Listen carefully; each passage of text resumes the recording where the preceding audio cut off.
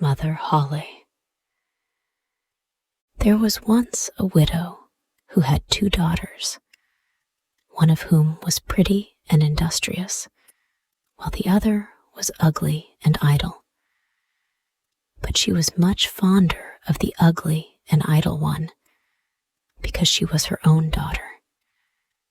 And the other, who was a stepdaughter, was obliged to do all the work and be the Cinderella of the house.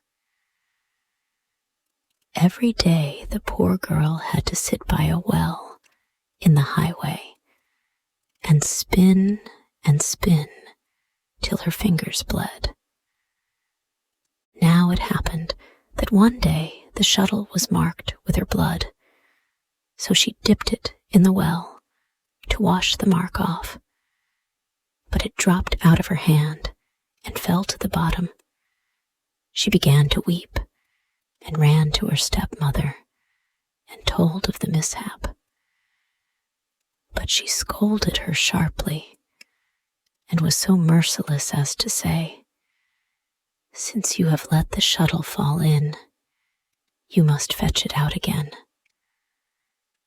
So the girl went back to the well and did not know what to do. And in the sorrow of her heart, she jumped into the well to get the shuttle. She lost her senses, and when she awoke and came to herself again, she was in a lovely meadow where the sun was shining and many thousands of flowers were growing. Along this meadow she went, and at last came to a baker's oven full of bread, and the bread cried out, "Oh, take me out, or I shall burn. I have been baked a long time." So she went up to it and took out all the loaves one after another with the bread shovel. After that, she went on till she came to a tree covered with apples, which called out to her, "Oh, shake me, we apples are all ripe." So she shook the tree till the apples fell like rain, and went on shaking till they were all down, and when she had gathered them into a heap, she went on her way. At last she came to a little house, out of which an old woman peeped, but she had such large teeth that the girl was frightened and was about to run away.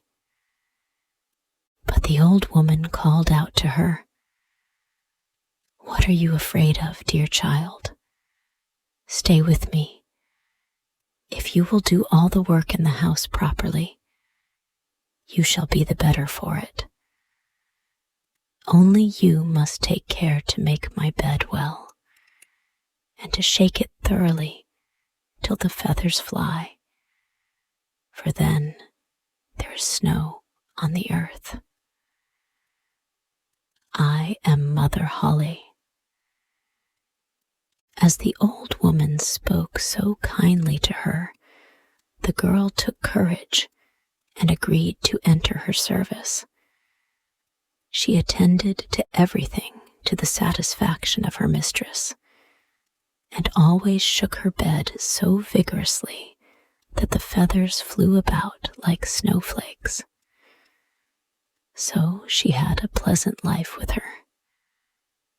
Never an angry word, and boiled or roast meat every day. She stayed some time with Mother Holly, and then she became sad.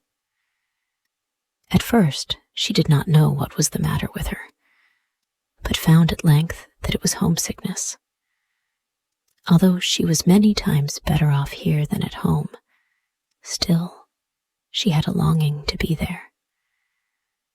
At last she said to the old woman, "I have a longing for home, and however well off I am down here, I cannot stay any longer. I must go up again to my own people." Mother Holly said, I am pleased that you long for your home again, and as you have served me so truly, I myself will take you up again." Thereupon she took her by the hand and led her to a large door. The door was opened, and just as the maiden was standing beneath the doorway, a heavy shower of golden rain fell, and all the gold remained sticking to her, so that she was completely covered with it. "You shall have that, because you are so industrious," said Mother Holle, and at the same time she gave her back the shuttle which she had let fall into the well. Thereupon the door closed, and the maiden found herself up above upon the earth, not far from her mother's house. And as she went into the yard, the cock cried, "Cock-a-doodle-doo! Your golden girls come back to you."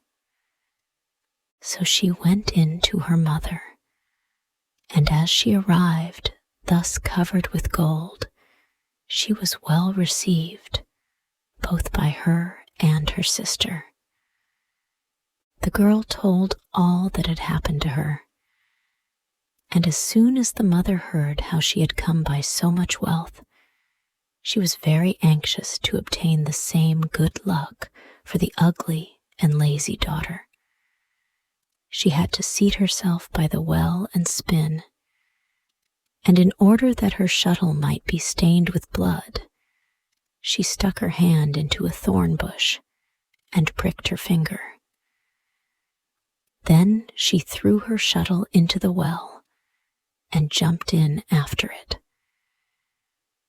She came, like the other, to the beautiful meadow and walked along the very same path. When she got to the oven, the bread again cried, "Oh, take me out, or I shall burn. I have been baked a long time."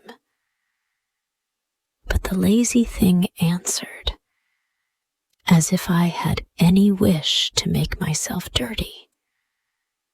And on she went. Soon she came to the apple tree, which cried, "Oh, shake me, we apples are all ripe." But she answered, "I like that. One of you might fall on my head." And so went on. When she came to Mother Holle's house, she was not afraid, for she had already heard of her big teeth, and she hired herself to her immediately. The first day, she forced herself to work diligently and obeyed Mother Holle when she told her to do anything, for she was thinking of all the gold that she would give her.